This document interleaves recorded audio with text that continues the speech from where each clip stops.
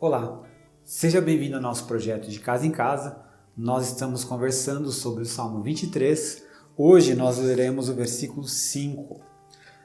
O versículo 5 diz o seguinte, na versão NVT: Preparas um banquete para mim na presença dos meus inimigos. Unges minha cabeça com óleo, meu cálice transborda.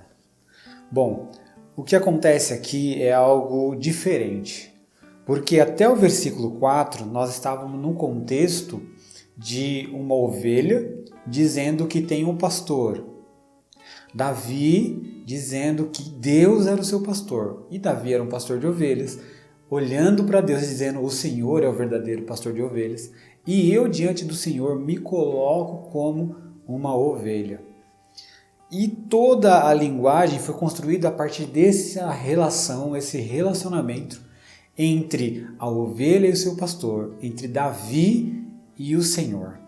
Agora, no versículo 5, ele muda, ele vai dizer: preparas para mim um banquete, ou preparas um banquete para mim na presença dos meus inimigos, unge minha cabeça com óleo, meu cálice transborda. Parece que ele está mudando de figura. E aqui há algumas pessoas interpretam de algumas formas. Eu entendo que é o seguinte: ele já falou como é a relação dele, dando um exemplo, usando uma metáfora de um pastor e uma ovelha. Mas agora ele vai mostrar isso, como acontece na relação o homem-Deus, ou ser humano e Deus, ok? E aí ele vai dizer: preparas um banquete para mim na presença dos meus inimigos. Para mim, ele está resumindo os 4 versos que antecederam. Por quê? Porque o que é preparar um banquete? É fartura. É você estar diante de um ambiente, porque um banquete é um ambiente onde você vai estar farto, tem muita coisa, você vai se deliciar. Aliás, aqui é uma ideia de um banquete, uma mesa de delícias, O hebraico é shulhan, uma mesa de delícias. Você está diante de uma mesa de delícias que poderia muito bem fazer repousar em pastos verdejantes. É a ideia que o Senhor conduz, o Senhor prepara um banquete. O Senhor conduz a pastos verdes, o Senhor conduz a riachos tranquilos. O Senhor que prepara um banquete para mim. E o versículo 4, mesmo quando eu andar por um escuro vale de morte. E ele vai dizer assim, na presença dos meus inimigos. É a mesma ideia. O vale de sombra e morte para uma ovelha é terrível. E ele vai trazer para a relação, é como se eu estivesse diante dos meus inimigos. Mas diante dos meus inimigos eu não tenho problema nenhum, porque o Senhor é que está preparando um banquete para mim. E eles não podem tocar. E aqui tem algumas imagens que eu quero tratar com vocês, que eu acho fundamental para que a gente possa entender melhor o que ele está dizendo aqui, Então aqui, quando ele fala, preparas para mim um banquete na presença dos meus inimigos, essa palavra inimigo também pode ser traduzida como atormentadores, opressores, odiar, afligir. Aí muda um pouco: empacotar, embrulhar ou atar. Significa que a aflição é o mesmo que ficar embrulhado, ficar atado. No nosso linguajar crentez, alguns vão dizer ficar no estreito. Então, Deus está preparando um banquete diante dos atados. Diante daquelas pessoas que querem fazer o mal, mas o Senhor os atou. E aí a gente pode trazer várias e várias imagens aqui. E, por exemplo, Daniel na cova dos leões. Os leões estavam atados. Eles tinham todo o poder de destruir, de devorar Daniel. Mas o Senhor fechou a boca deles. Eles estavam atados. Eles não tinham poder contra Daniel. Por quê? Porque o Senhor estava preparando algo para Daniel. O Senhor estava preparando um banquete para o Daniel na presença dos seus inimigos, na presença dos atados, na presença daqueles que querem fazer o mal, mas não têm poder algum. Isso é maravilhoso. Aleluia por isso, porque o Senhor é bom e a sua misericórdia dura para sempre. O banquete, esse banquete é um banquete de delícia. Eu sempre gosto de pensar nisso, porque normalmente para a gente, quando fala em banquete, nos vem logo a imagem de um banquete cheio de comida. Mas a gente precisa lembrar de Jesus. Quando Jesus é tentado por Satanás, dizendo, você não está vendo essa pedra? As transforma em pão. E aí Jesus diz o quê? Nem só de pão viverá o homem, mas de toda palavra que procede da boca de Deus. Obviamente que tem um contexto que um pouco antes, Deus fala no batismo para Jesus, tu és meu filho amado. E aí o diabo começa, se tu és o filho de Deus, transforme as pedras em pães. O alimento é digno, mas o que estava em jogo não é o se alimentar, mas era provar que era filho de Deus. Só que nós não precisamos provar que somos filhos de Deus, porque Deus já falou, você é meu filho, falou para Jesus. E João 1,12 vai dizer que deu poder para todos que crerem de se tornarem filhos de Deus. Então, se você crê, você é um filho de Deus. E o que é essa mesa, então, se não é uma mesa de pão? É uma mesa da palavra do Senhor. É uma mesa de salvação. É uma mesa de comunhão. Ah, isso é maravilhoso, porque é isso que nos sacia. Porque ao você se alimentar, passa o tempo, você terá fome de novo. Mas quando nós comemos o maná do céu, quando nós nos alimentamos da palavra de Deus, quando nós recebemos a salvação, transformação, comunhão com Deus novamente, isso nos sacia. Isso nos faz olhar para as coisas e dizer, eu não preciso mais nada. Não preciso de mais nada. Por quê? Porque o Senhor é o meu cuidador, o Senhor é o meu pastor e eu não sinto mais falta de nada. Porque o grande vazio existencial está preenchido porque eu estou diante da mesa que o Senhor está preparando para mim. Mesa de salvação, de comunhão, de refrigério, de renovo. E essa mesa, isso é a mesa de delícia. É essa mesa que o Senhor está preparando diante dos atados, diante daqueles que deveriam escolher a comunhão, mas preferem escolher o ódio, mas prefere escolher o ataque.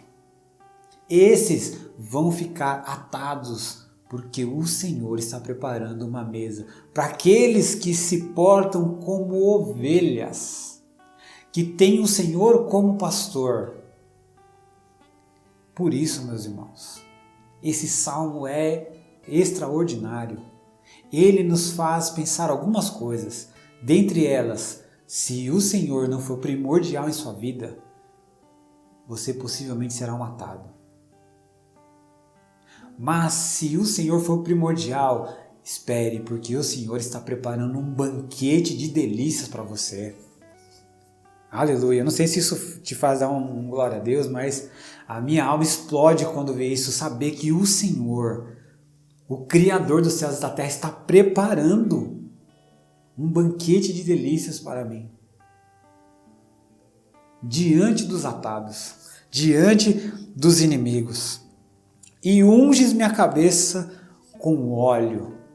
E aqui há algumas possibilidades, mas a que eu acho mais fantástica, porque essa ideia de ungir com óleo, e essa palavra aqui em hebraico é a mesma que é usada em 1 Samuel capítulo 17, quando Deus fala para Samuel, vá à casa de Jessé e unja com óleo. Esse óleo é a mesma palavra, tanto lá no capítulo 17, versículo 1, quanto aqui no Salmo 23, 5. Esse óleo de unção, esse óleo que vai te capacitar para algo específico. O Espírito Santo vai ser derramado para algo específico. Isso aqui nós estamos no Antigo Testamento, ok? Porque quando nós vamos para o Novo Testamento, o Espírito é derramado sobre todos aqueles que receberam o Senhor Jesus como Senhor e Salvador da sua vida, para um propósito especial. Se você é um cristão, você tem o Espírito Santo, então você foi ungido, porque o Espírito Santo desceu sobre você para algo específico.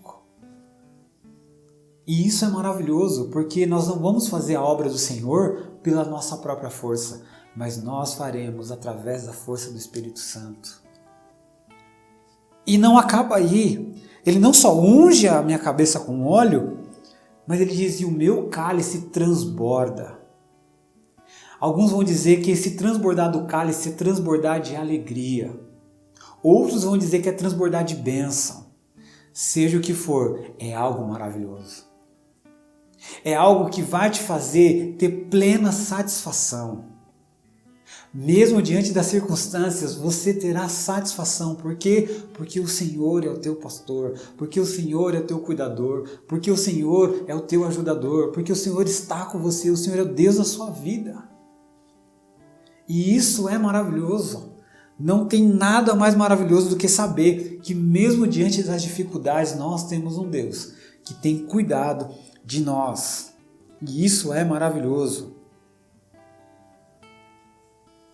Vamos lá para 3 lições que eu acho, depois de tudo isso, do que esse versículo traz. São três farturas, ou 3 transbordar. Primeiro, e aí eu não estou colocando em ordem aqui, ok? Mas eu estou colocando não, aliás, está em ordem. Primeiro, a mesa. Preparas um banquete, preparas a mesa. É uma fartura de cuidado. A mesa é uma forma de Deus dizer, calma, eu estou cuidando de você.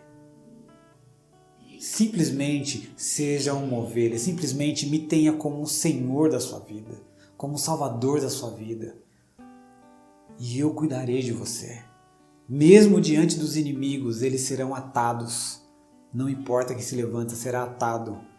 Então é fartura de cuidado. Segundo, o óleo, a fartura de propósito. O óleo derramado, óleo da unção, propósito. Você não é um cristão por acaso. Deus não te chamou para nada.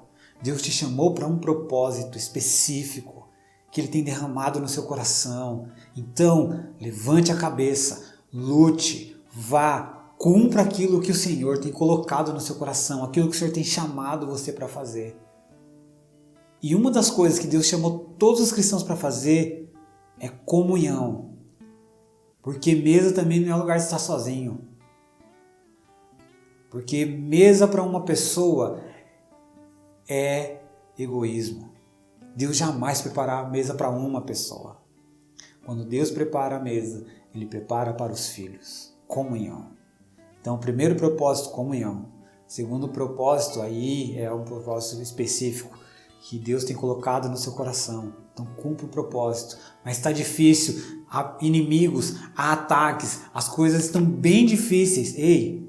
Foca, Deus é o Deus do cuidado, já está preparando uma mesa de cuidado. Propósito, Ele tem um propósito para você, cumpra o propósito. E o terceiro, o cálice, a fartura de alegria, a fartura de bênção, de certeza de que mesmo nos momentos difíceis, Deus derramará uma paz que excede todo entendimento, e é essa paz que nos dá alegria. Alegrai-vos sempre no Senhor, novamente vos digo, alegrai-vos. Paulo em Filipenses. A alegria do Senhor é a nossa força. Tem vários versículos falando de alegria, para que nós sejamos alegres. Se você ler Filipenses, então, o tempo todo, sejam alegres, sejam alegres, sejam alegres. Por quê? Porque a alegria é uma forma de demonstrar gratidão. Porque o Deus do cuidado, que nos chama para um propósito, é esse Deus que nós devemos agradecer. Gratidão sempre. E se a gente levar esses três para o Novo Testamento, esses três nada mais vai dizer sobre a plenitude de Cristo. Porque Cristo em nossa vida é tudo que nós precisamos. É Ele quem tem cuidado de nós. Cristo em nossa vida é a fartura de propósito. Cristo em nossa vida é a fartura de alegria. Cristo em nós, a esperança do mundo. Cristo em sua vida, você, a esperança do mundo. Um mundo cinzento, um mundo sem vida, um mundo mau, um mundo perverso, um mundo que caminha de mal para pior. Deus nos escolheu para ser a esperança no meio de tanta destruição. 3 perguntas para que a gente converse aí nos grupos. Primeira pergunta: o que tem faltado na sua mesa? Então lembra do que nós estamos falando, nem só de pão verá o homem, o que tem faltado na sua mesa? 2. Qual é o seu propósito no reino? 3. Conte um momento de alegria. E aí esse momento de alegria é nas dificuldades, aonde você viu nas dificuldades Deus te dando alegria, mesmo no meio da tormenta, não é depois que passa, é no meio da tormenta, no meio da dificuldade você viu Deus agindo, se você viu Deus cuidando, alguma coisa assim que você fala, nossa, isso é Deus. Mesmo no meio ao caos, ninguém está entendendo, mas eu estou, é Deus, Deus. E isso me completa. Então conta aí e a gente conversa nos grupos. Amém? Deus abençoe e boas reflexões.